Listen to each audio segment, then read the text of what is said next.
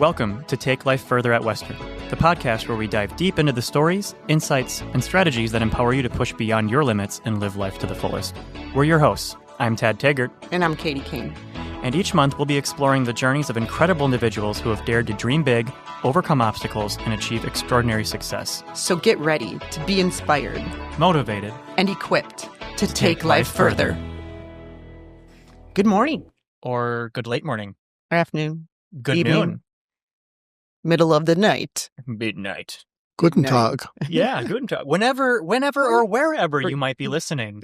Welcome to Take Life Further, the podcast at Western Racket and Fitness. Did I mess that up? No, you crushed it. Good. Yeah, thanks for joining us. We're excited to be back, and as I say every episode, to not be canceled yet.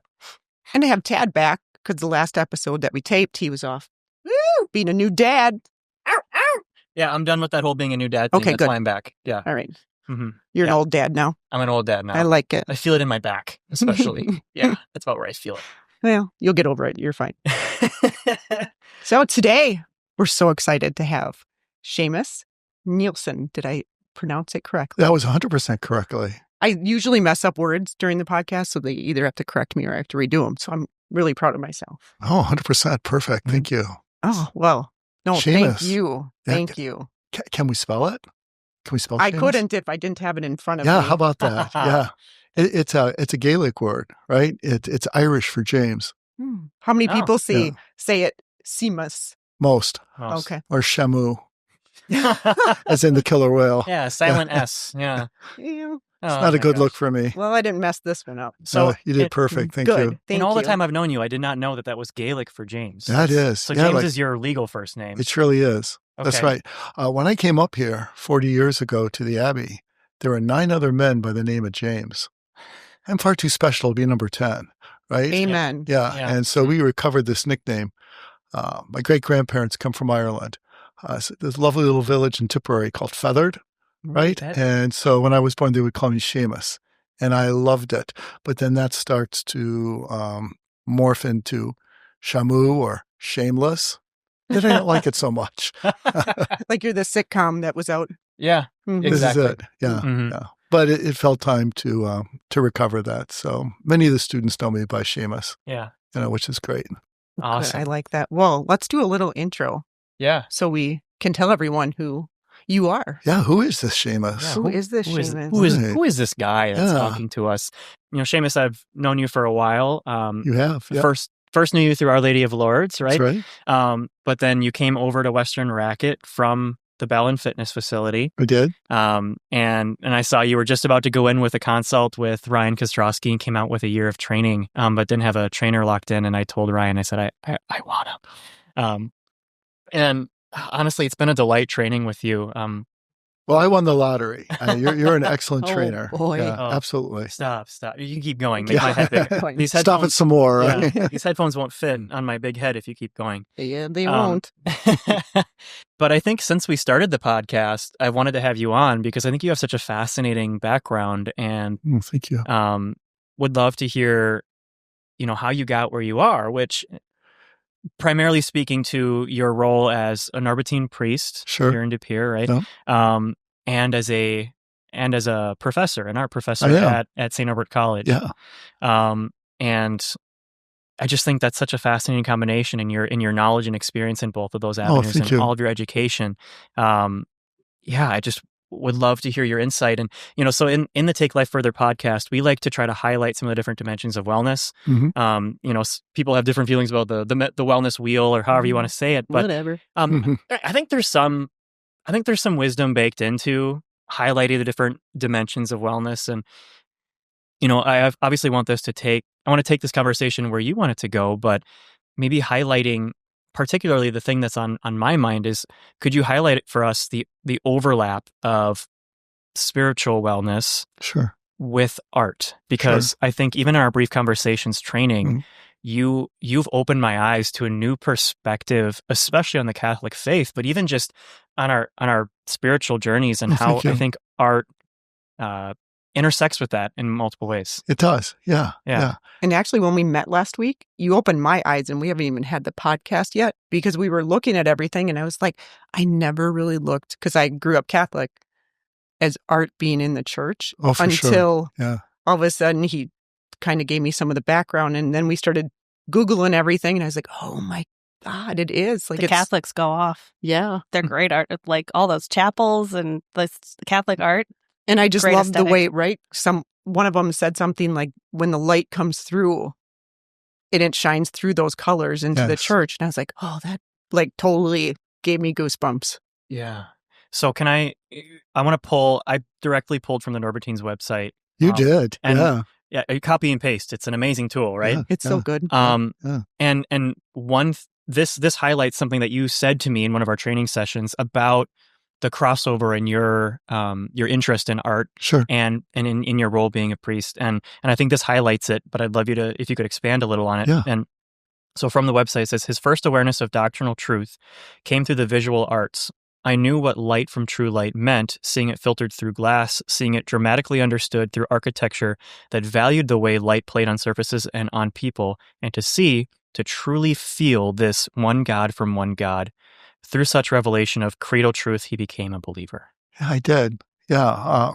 Beauty was a threshold that I entered through to understand better who I am, who I can become, who the other is. Beauty is it's not only a threshold, it's a language, and I think I was conversant in that as a young boy. And the environments that my parents never took me to an art museum. That was not part of the culture of our house until my uncle, who was a Jesuit priest, came to visit us. He was living in Japan. And so I'd never met this man before. I think I was maybe in the 5th or 6th grade. And he comes to our house and, we're speaking that sort of business. And he goes, tell me about the art museums that you visit because you live here in Chicago. I go, well, I've never been to one. He was appalled. And he told my parents at the table, this boy and I are going to go to the art museum tomorrow. That was a great liberation day for me at long last because, frankly, Catholic churches of the type that we were part of here were like art museums. Mm-hmm. There was sculpture, there was painting, there was mosaic, there were beautiful textiles. Everything about it was beautiful. I was hypersensitive to that. I was a kid who loved going to church because there was so much to see. And the color combinations and the patterns and, the mathematics of that too. It was truly astounding to me. I was deeply receptive to that. And, then when Uncle Keith took me to the Art Institute of Chicago, that's it. I was bowled over. I thought, these are my people. At long last, here's my tribe. This is found them. Yes. We are introduced, and it has been a stunning relationship ever since. Yeah, you mentioned the idea of light passing through windows, that sort of business. You're familiar with that stone, the opal? Mm-hmm. Yeah, they're iridescent and, it's constantly changing here. That's what happens inside these sacred environments here because the light is never the same. And so when you go in there and you see light spilling, it's going to be moving and evaporating in a very short while here. So if you're there and see it, how fortunate are you? If you're not there, you've missed it. And that's why the environment is always only ever changing. And I like that, something that's fluid, because that means it's alive, right? And it's lovely. It's sustained me through some very difficult times, and it's encouraged me through some very joyous times. So yeah. So I dedicated my whole career here to sharing these experiences and these possibilities with young people. 18 to 22-year-olds at St. Norbert College. I'm going on my 40th year there now. Wow. Yeah, I know. You look like you're only going on 20 years somewhere. Well, You I look thank my great. trainer for that, right? That's No, it's that's gonna part be of the big again. package here. Patting myself on the back. Eternal right now. youth. Yeah. Yeah, trainer and dietitian over here. Whatever, Tad. Yeah. That's right. I have the Eternal Youth package if you want to, reach out to me if you're Yeah, interested. I'm good. Yeah. I'm good.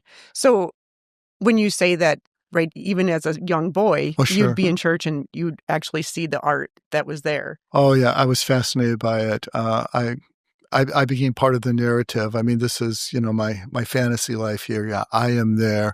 And I'd recognize sculpture. I go, I want to be like that one, right? Mhm. That one looks like, they're up to all sorts of good things. And yeah. And I always think that environment was very conducive to dreaming out loud, to imagining a future that would be beautiful and powerful and a life worth living. Wow. Yeah. Like that perspective just changes the way I remember growing up Mm-hmm, in that mm-hmm, atmosphere. mm-hmm, And I mm-hmm. wish you could have been there when I was little. Yeah. Because the way you put it is just such passion behind it. Well, I appreciate that. Thank you so much. I do teach a class, Sacred Art and Architecture, where we go through the Green Bay and De Pere area. We'll go to hospital chapels, to cemeteries. We'll visit churches of any number of denominations. We'll visit the synagogue here in Green Bay.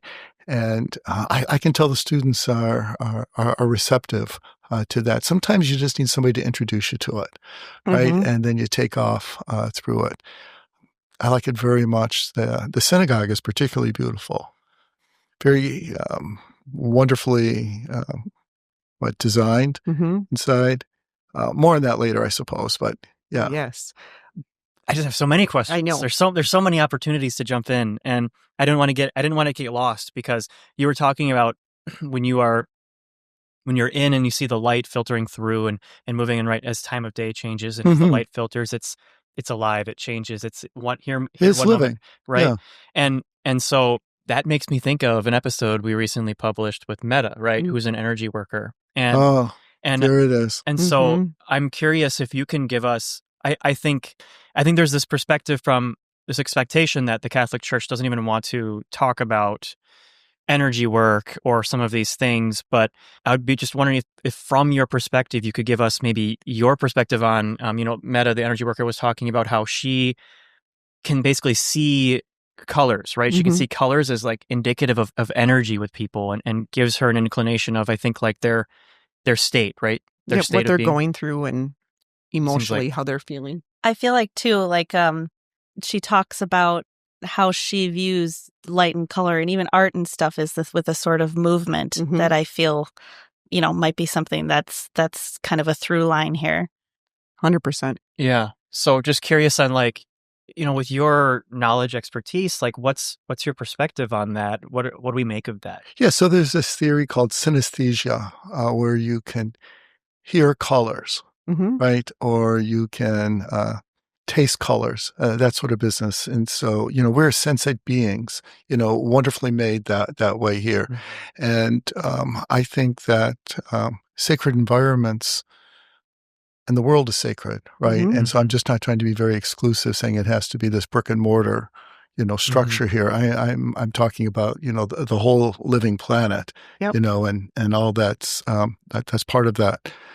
Is that we have this opportunity to engage with all our senses, and sometimes we have to rely on one sense more specifically in order to sense, to know, to be certain of what's there and how to negotiate through that. For example, this whole notion of fragrance and belief, fragrance and celebration, fragrance and memory. You can't see fragrance, can you? No. But we recognize that, and oftentimes we don't have words for that. We have words for all kinds of colors, but what about words for fragrances? I think there's significantly less. There are some, of course, right? But that's so critical. And I think about this scientifically here. I've spoken to any number of doctors who have told me that indeed it's true that a child does not see their mother for up to 3 days. And how do they know the mother is there? Through their nose, right? And so this is primal. This is ancient way of perceiving.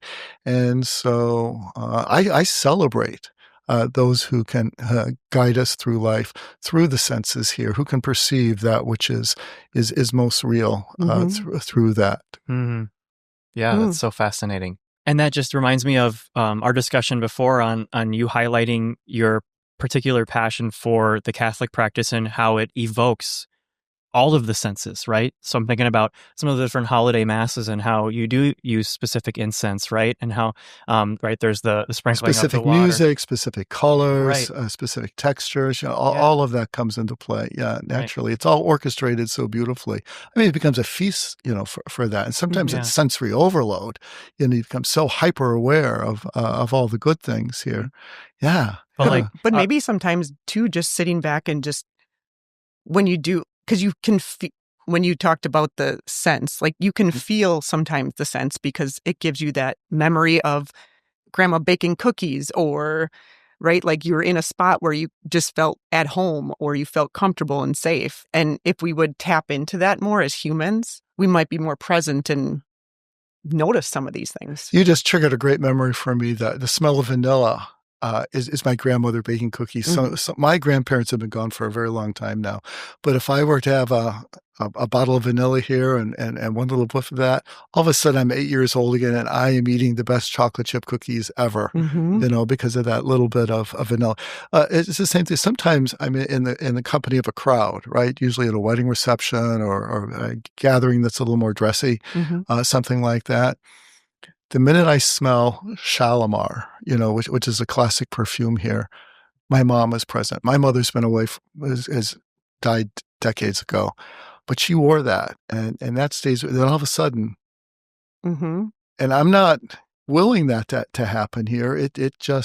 It's natural. Those memories it's live in us. euphoric. It's absolutely euphoric, and it's not so melancholic and sad as it is this glorious, delightful little remembrance. And so something real is happening. And so what you're talking about earlier, I think there's something to those who can guide us in these ways of trusting our senses to tell us.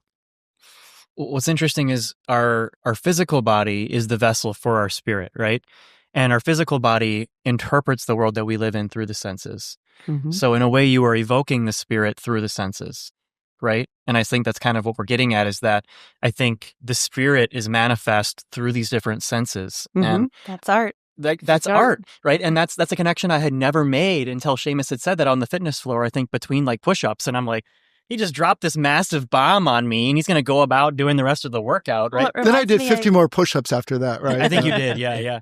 It reminds me of, I forget which conversation it was that we had when I was talking about poetry and how so much of it is embodied. You feel something before your thoughts, the words even reach your mind. And I think it's the same, with visual art, music, all different types of art. Rilke does that for me. Yeah, I have a tattoo of Rilke, a Rilke poem line. This is what I introduce the students to. I say, Gaga's got Rilke tattooed too. Does she really? She does indeed. Oh, do you know it absolutely. from what poem? I do not know. Yes, we can do that right now, as a matter of fact. Yeah, I should. Yes. Get the computer. So as she's doing this, a question that I want to pose for the group then is that on the dimensions of wellness, the wellness wheel, there are a lot of different dimensions of wellness or health. Could one make the argument that art is an essential component of one's health and well-being? Or creativity. My answer is unequivocally yes. Well, I second that. Yeah, absolutely. Two sides of the same coin, art and creativity. And so I agree with you on that. Absolutely. What is art but, our most primal way to recognize who and how we are.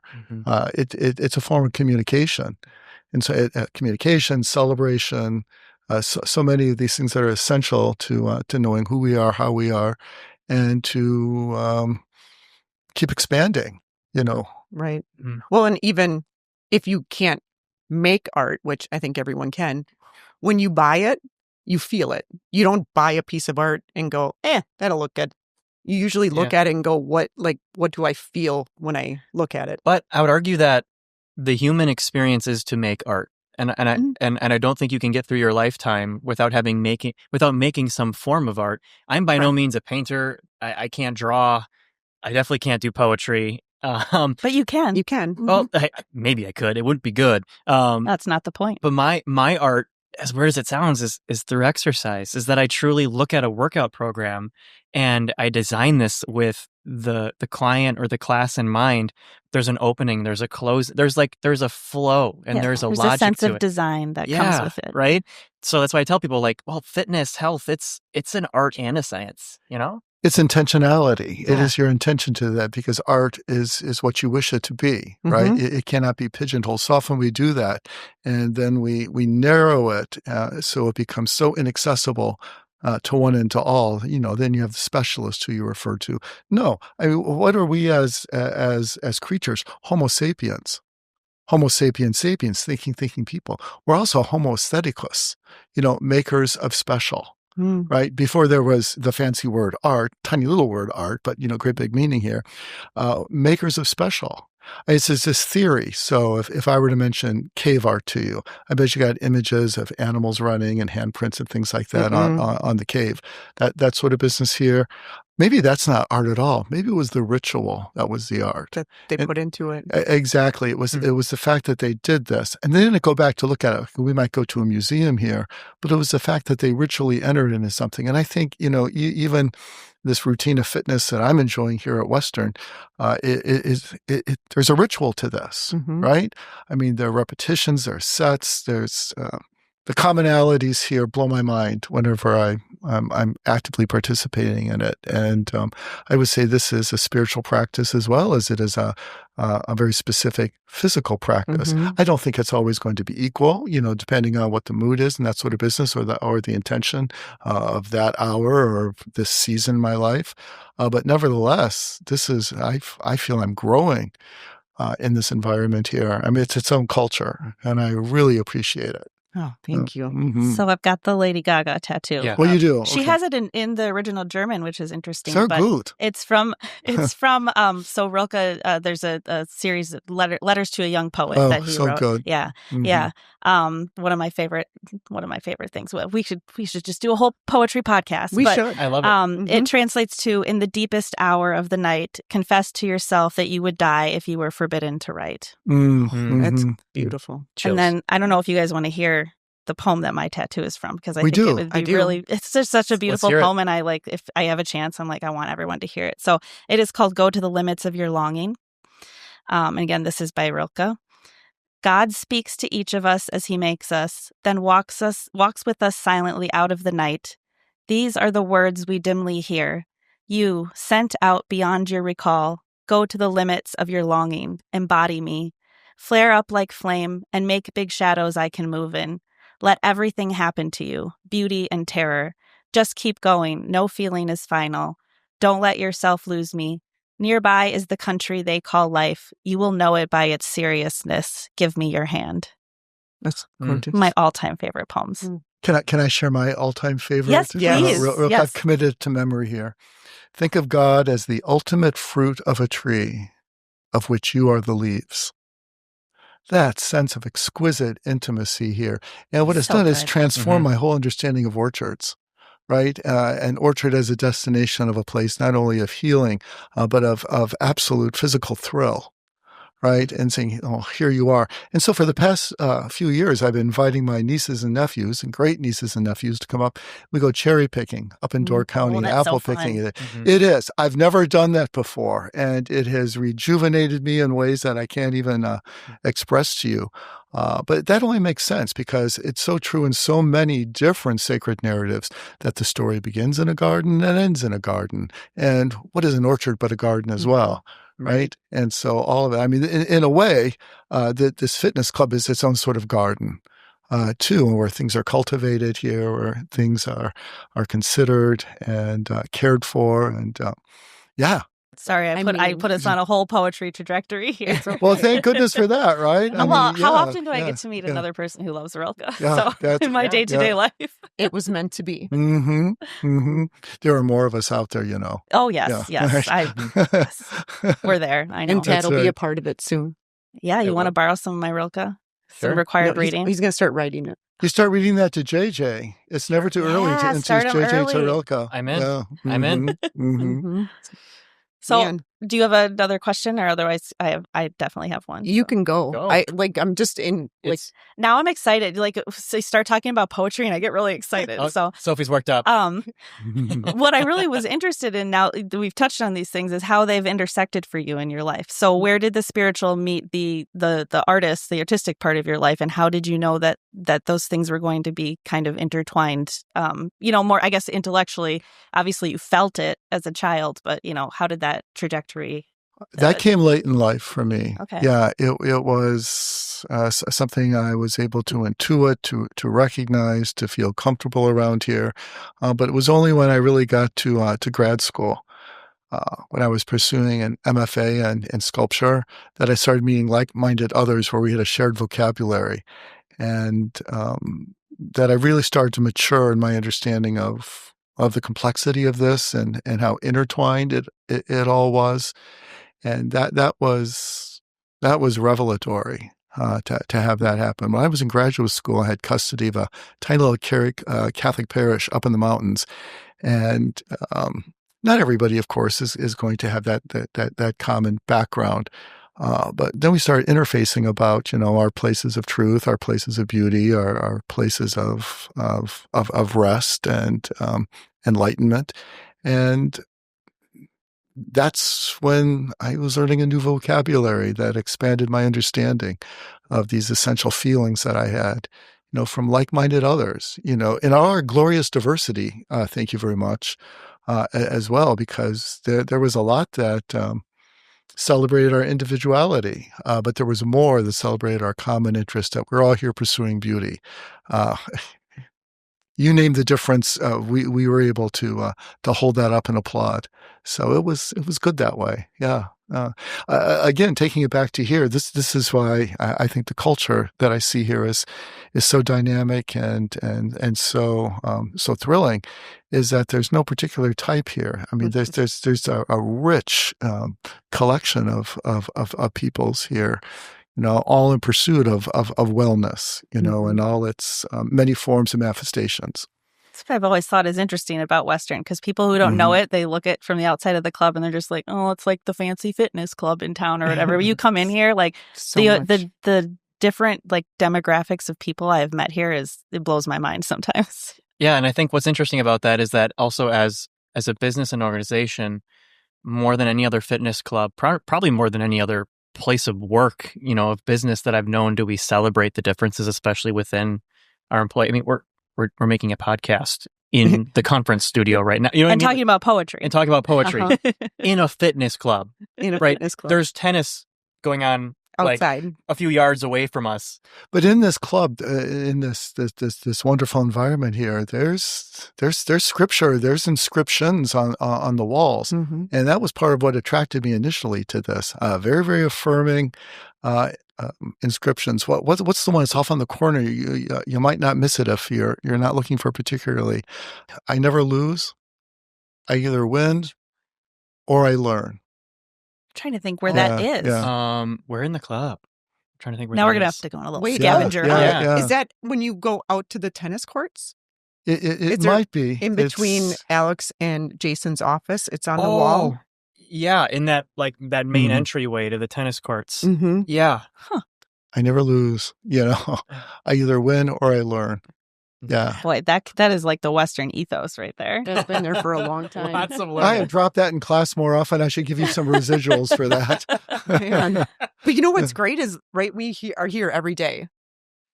And we lose sight of what's there. So it's so fun to talk to the members, because you see things in a different perspective than what we do when we're here day in and day out. And sometimes we lose just the simple things of that being on the wall that may have inspired somebody. Oh, for sure it does. Yeah, absolutely. Yeah. I feel like when we redo areas, we try to put that thought into it of how people will feel when they come through. That's particularly true in that one room where the light changes. Oh yeah, the strength I'm studio. irresistibly drawn to that space. It's fun. Yeah. That's quite. It's calming, quite too. conducive. You can like set a mood just with, depending on the combination of lights and pattern you want to do. But that's sensitivity, because you could have the fluorescent lights, everywhere, but that was particularly sensitive. So whoever designed that was thinking very holistically, I feel. I didn't. She wouldn't have done that one. It is a well-designed room. Mm-hmm. Yes. It's a favorite.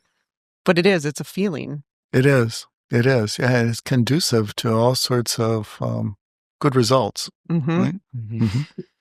So, man, we've gone all over the place. Weird. That I never like happens. that. We call that the know. scenic route. We're on the scenic route. That's the best way to get somewhere. Going by feeling. Yeah.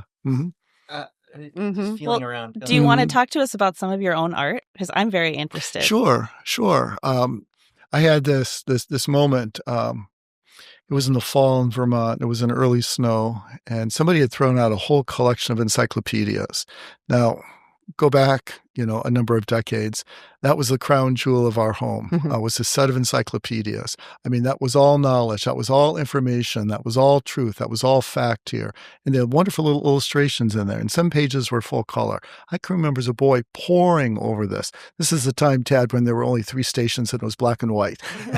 And so these full color pages were revelatory to me. And you still had a guy that came around to the door trying to sell them to you. You surely did. And we bought the special ones. Yes, that and the vacuum cleaners. There it is. And the knives, Yeah, and the milk Absolutely so. Where was I going with this? With the encyclopedias. Yes. And so I saw the encyclopedias thrown out. And I'm thinking, this is like something that would have been blasphemous in our house, But what was happening, the snow had fallen on these, and these books all of a sudden blossomed. And so those wet pages here, as they started to dry out here, they became very rich and very, very full. And I thought, that's sculpture. There's something so beautiful about this, because I kind of mourn the loss that these were no longer in someone's home. They were thought to be irrelevant or no longer useful. So that appealed to, notions of justice that I have about, the dignity and the usefulness of one and all, particularly, old things. But this was beautiful. Beautiful as a result of this natural phenomenon of the rain here. And so I started collecting a series of books here, and I would start to crush the pages. And what I started to find is that the older the book, the higher the cotton content were in the pages. And so as you start to abrade these pages, it's almost like felting. And I think that's the nature of a book, to appeal to the nerve endings in your fingertips here, the pleasure of holding a book and turning the pages, that sort of business here. And I thought, all right, this is the direction that I'm going to pursue, because this seems to be sort of uncharted territory. And you don't want to, you kind of want to distinguish yourself when you're in grad school. You want to dare to be a little different. You just want to don't do what everybody else is doing. And my advisors were extremely supportive and affirming about this inquiry. And so, but I only use books. I never bought books to alter them. I only took books that nobody wanted anymore. Free piles, deaccession books, that sort of business here. And it was like searching for gold. I came, and some of these I just didn't even want to touch, because the binding was so beautiful, or the end pages, were hand dyed, that sort of business. So that's where I started using books, as the primary medium. And I started stacking them to create these sort of totems that would go up the wall here. This is where it gets a little weird and autobiographical. I only made this as tall as I was. And so everything is 6'4" that I created. Oh, wow. It's kind of like a signature, in a way. Well, whose work is that? Well, it's as tall as me, so it must be me. So I did that for a number of years, and I was fortunate enough to show in some galleries, out east, and in Chicago as well. Wow. Yeah, locally, I've exhibited. Is there a place in Green Bay you can go see some of them? Well, St. Norbert College has, some of my work there. It's in some personal collections through here. I think I last showed in Manitowoc at the Roar West, and I've been in the Neville competition, quite often, and so places like that. Oh, yeah, love to see some. Yeah. Yeah, even when you talk about, before, when we were bringing up senses, like that smell of the old books. Oh, when you go to the I library. love that smell. Like you don't have that anymore. No, not when everything's a Kindle. I'm all for technology. I love it. I'm fascinated by it here. But there's something about the authority and weight of a book, right? In fact, I'm speaking to the author, Krista Tippett, tonight. And she as I was reading her book, I was illustrating in the margins, images that came to mind as I was reading her thoughts. Well, that's so interesting because I like marginalia is my favorite thing. And I love physical books because I have to write notes and everything. So it's very funny to me that you do the same thing, but you would draw because you're an artist. I'm a poet, like There how it that is. manifests in the same way. Oh, the margins, you have carte blanche in the margins. Yeah. I mean, yeah, but the margins hold the center together, right? And so we need both. And so you could look at this sociologically, psychologically, spiritually, that sort of business. And so the need for the margins and the marginalia, there's all kind of kooky behavior going on in the marginalia. It's my favorite when you find used books and you get to read other people's marginalia. Oh, I think that's super good. Yeah. Or finding pressed flowers or a personal note or something in there. Even seeing a random hair, hair. Or like fingerprints. Yeah, like someone was eating exactly, like chocolate or something. Exactly. Cheetos. Cheeto nuts. Like that very much. Oh man, yeah. We need a little bit more of that back. Agreed. Just for everybody. The tactility of it. Yeah, there's just feeling and thought and love that goes behind those things. Do you want to know something I do every time I start a new book? I don't think I've ever said this out loud to anyone but my husband.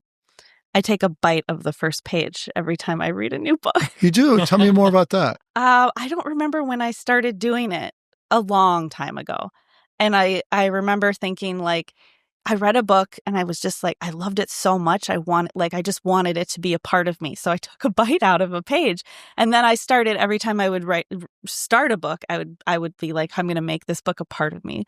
So I bite a little corner of the first page out. And then it just became like this ritual that I do. So now the world knows my secret shame, my secret book eating shame. Yeah. Let me share one of my similar Yes. moments here. Is when I take the nieces and nephews up to Door County to pick cherries or apples. Here I go. Now, how are we going to taste the absolute freshest cherry? How are we going to taste the absolute freshest apple? We're going to take a nibble of it while it's still on the tree. And so we're up there. It's as fresh can be. I mean, through there. And so now we always take it off the tree, of course. We don't leave it, We don't nibble and leave, So if we pay for that cherry. We pay for that apple. Cherry. Yeah, that would be us. Yeah. Seamus is at St. Norbert's. Yeah, that's it. See, I love that. And it's almost, maybe too, it's like that inclination to experience the world. Like, you like to just experience things sensorially a little bit differently than you might otherwise. But there's all that connection through the tree, through the roots, to the earth. I mean, this is what goes through my mind here. Yeah. And so it's not something that's been plucked and has been shipped and has, been sitting and, I mean, it's as alive can be. Yeah. But I think that actually appeals to what is human nature, which is something that you truly love. You want to experience more profoundly through more than just one sense. Yeah, in every possible way. Right, because with a book, what you're experiencing is like the visual, right, and the intellectual, but you're limited in your senses, right? So like Seamus is explaining like the tactile sense of holding a physical book, but even to I mean, it sounds odd, right? But I know, it's it, weird, but... Right? It's not weird. No, Nothing's it's really weird. Not, because there's some people that resonate more with audiobooks because they get to hear the book, and for them that allows them a different level of experience with the book, right? That's so true. Yeah. So it's evoking more of the senses in this kind of artistic expression that lets you more fully experience that book, and especially if it's something you really, really like. And I think we do this with a lot of different mediums. I think that's why VR is becoming so profound, is because we desire as humans to more fully live these experiences, right? Not just one note, right, with one sense. Ted, you just triggered a memory. When I was an undergrad at Xavier University back in the 70s here, I had a Shakespeare class. I don't know why I took a class like this, but the very first thing the professor said here, there'll be no reading in this class. Shakespeare was never meant to be read. Shakespeare was meant to be heard. And so we listened to records. Back in the day, it was records here. And that, again, changed how I started to imagine, what the world had to offer, again, through the senses. Hearing this was quantitatively different than reading it. Reading it was what there it was a different method of discerning and understanding it, but to hear it, with the chuckles or with the deep voice or with the screeching and that sort of business. So you're 100% correct on that. You're going to be a good storyteller to JJ. I can just tell that you have that sensitivity. We'll try. We'll evoke all the senses. There it is. There it is. And a question just comes to mind, and we can absolutely like tangent back to anywhere else that your guys' mind comes. But, on the note of evoking the senses and experiencing these things, Seamus, I'd be curious on maybe your advice or recommendations. Obviously, it'd be more direct, the advice towards maybe the Catholic faith and practice. But even if you want to broad stroke it to anybody that's looking to grow in their spiritual journey and or any kind of a faith journey, what's your recommendation to utilizing the senses and to incorporating a perspective of art in your faith or spiritual journey? What I've got a couple of initial responses here. I have a book that I've recommended to almost everyone that's ever had even an inkling of curiosity about the senses and spirituality, the senses and reality. Diane Ackerman, A Natural History of the Senses. I read that in graduate school here, and again, that was life-altering. So fantastic. Diane Ackerman, A Natural History of the Senses. It was actually a classmate of mine gave me her copy of the book, and so it was invested not only with that friendship, but with that profound wisdom in there. I would also encourage people to go to places that are commonly known as thin spaces, like bakeries. We have wonderful bakeries in De Pere here, and that yeasty smell, I mean, it lifts you out of your shoes and pulls you right in there. And so to visit places like that are particularly fragrant or particularly resonant, sound resonant. The one place I haven't been yet, but it's on my list of places to go, the Apostles Island, particularly in winter when it's like the ice caves. I've only heard legendary things about this, and I need to experience this myself. And so I think that there are places in nature that want to receive you, that are just waiting for you to arrive respectfully or arrive reverently, arrive with the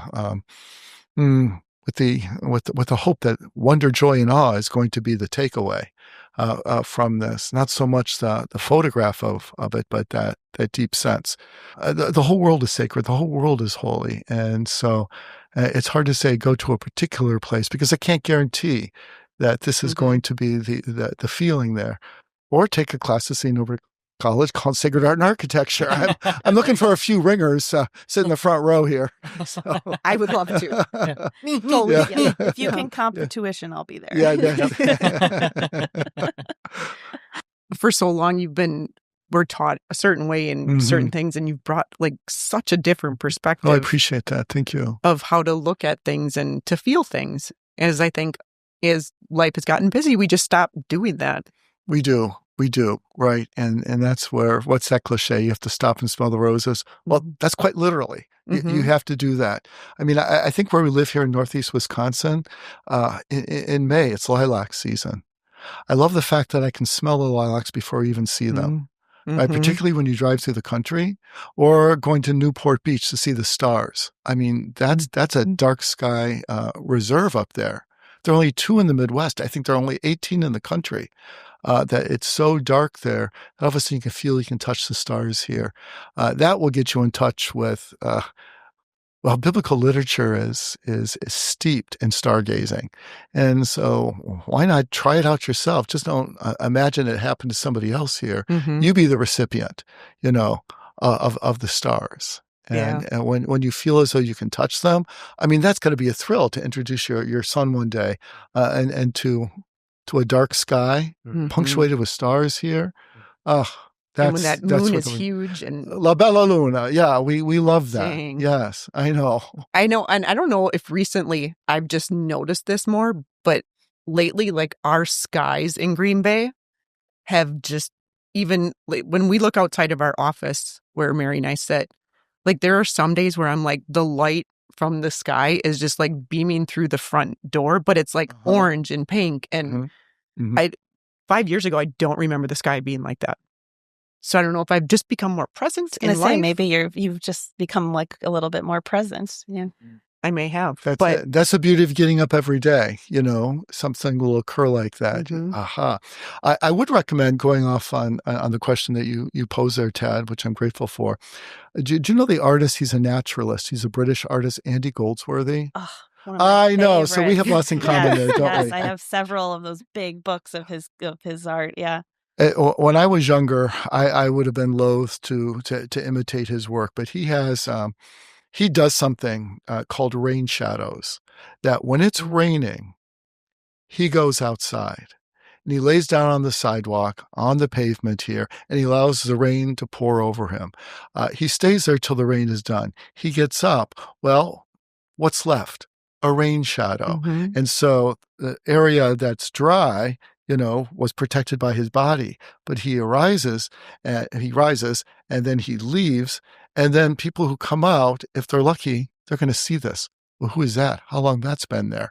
His work is so wonderful. His ethos, his cause to create is rooted in the idea that nature generously gives us everything we need for the sake of beauty here. We just have to graciously accept it. And so if it is snowing, he uses snow. He made 13 one-ton snowballs, put them in deep freeze, then landed them in the middle of London on the 21st of June, midsummer day, the longest day of the year, out of time, out of place. 3 of them were immediately destroyed, because this is what we tend to do, right? We see something out of time, out of place. We're going to break it. It doesn't belong here. Get it out. Rather than to receive this as this wonderful gift, which the other 10 were. Mhm. If it's the fall, he uses leaves. I try to get the students to do it, but they might be a little self-conscious because people watch you. I mean, it's Yep. all in the public forum here. But Andy Goldsworthy has been a huge guide to me, spiritually, intellectually, aesthetically. Oh my God. There it is, right? Yeah. He Oh. digs that hole with his own hands here.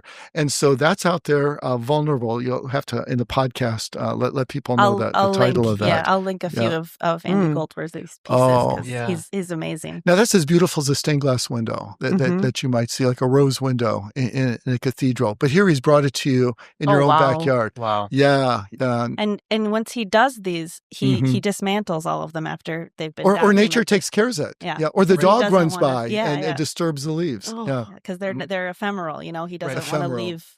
leave a trace. They are there and then they are gone. Ephemeral beauty. Sometimes things last only for a short while, Mhm. right? But that doesn't diminish their power or their influence. And sometimes right? it enhances it. Indeed, it does. Oh, wow. You know what's crazy is if we go back to some of the beginning of our conversation when you talked about the cave art.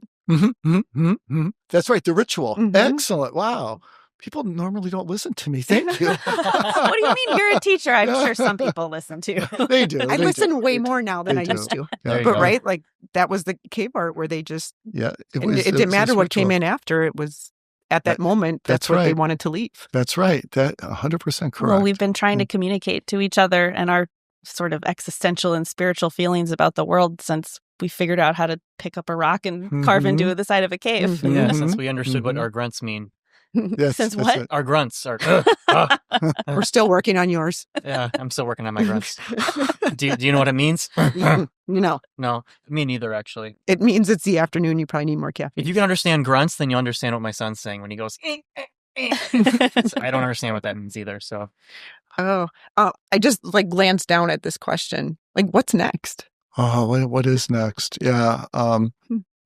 In a way, this was next for me. Coming to Western was next because this was an enhancement of what I'd known before, and it's through Tad's expertise and wisdom and guidance and patience. A lot of patience this young man has.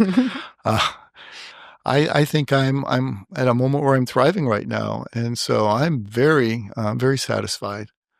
I'm very content. That's the word I'm looking for right now at this moment, and we'll see where it might lead.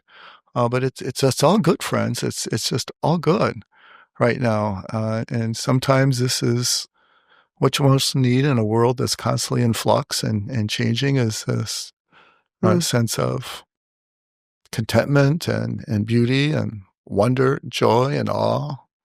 I think many people must experience here. Yeah, I think we need to bottle that.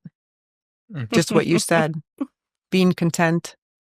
And inspired by others. This is something that I recognize here, is that if you keep your eyes open here, you see all sorts of people coming in for all sorts of reasons, which, completely moving and which full of facilitates hope. so much collaboration here too, which is one thing I've always appreciated about how we work together here. It's very collaborative.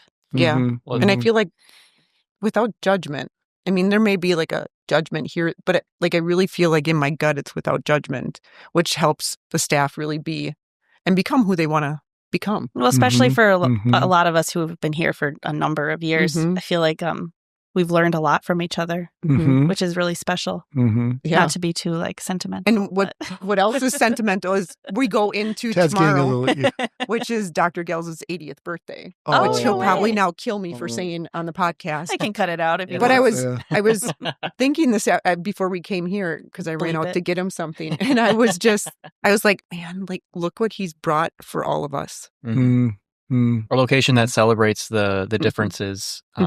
Lifts everyone up.